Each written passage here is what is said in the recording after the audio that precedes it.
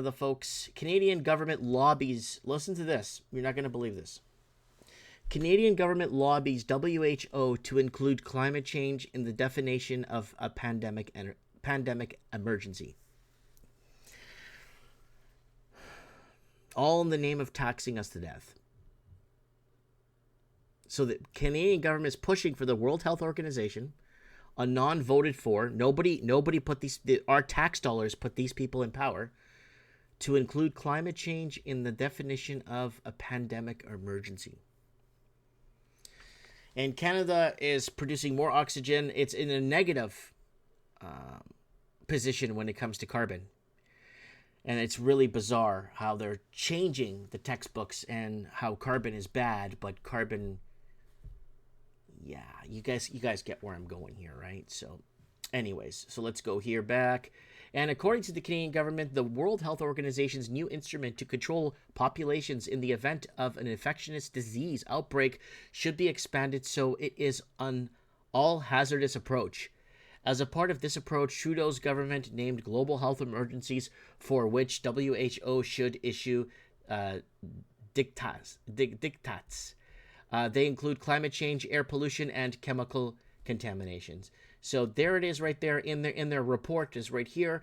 Excerpt from access of the information request for Canada's input to the WHO Global Pandemic Accord. And basically they want climate and climate change and climate impacts. And they want to throw that in there because establishing and approved governance agreements to address to support the pandemic prevention and preparedness rooted in the WHO Constitution. So they're creating constitutions and they're creating this. We had a gentleman on the show that actually talked about this and broke this down and creating these treaties. If you guys remember, we had him on Mike in the Night. I think it's episode 501 of Mike in the Night. And he broke down this for us and explained to us how it's going down and how it's going to keep going down and how it's going to become very severely problematic. All right, let's keep going. A system that has gotten out of control, immigration minister to consider cap on international students in Canada. Now, Canada's been working on working to get international students because it's a gateway for foreign investors to launder their money in Canada into our housing sector. An interview arriving on Saturday, the minister told CTV's Question Period that conservative federal government will need to have with provincial governments to make sure that they provides that have not been doing their jobs actually rein in those numbers of... Okay, so basically, I'm not going to go into this here into depth. Liberals have set targets aiming to bring in 485,000 immigrants this year, 500,000 in both 2025 and 2026, and temporary residents, and then obviously students. And international students make up a big part of Canada, Australia, New Zealand, and the United Kingdom's and the blue states of America GDPs. Those states' GDPs are propped on international students. And here we are saying it. Canada needs more Chinese students to prop up housing.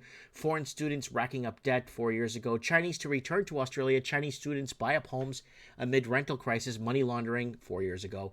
Canada wants more Chinese, 500,000 per year to help prop our ailing housing market. CCP takeover 6 years ago.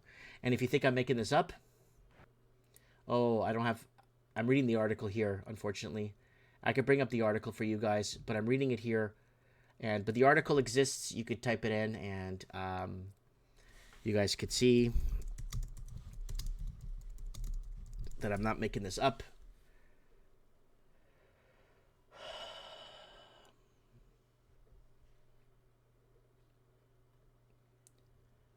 Okay, so it looks like those articles have been taken down.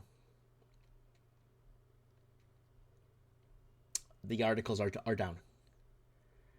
So the title used to read, Canada wants more Chinese, 500,000 per year, and they're going to ramp up. They're going to ramp up. Oh, here we go. Thank God. I thought the article, it wouldn't surprise me in Canada. So there it is. Canada wants more Chinese. 2016, we covered this. And 500,000 per year. And opening more visa offices can help Canada compete for Chinese workers, students, and lucrative tourist business. And that's just from China, 500,000 per year. And that's not included in immigration because that's different. It's a whole different can of worms with immigration. And also in Canada, yeah, that's that for Canada. I just wanted to bring up a few articles for you guys there.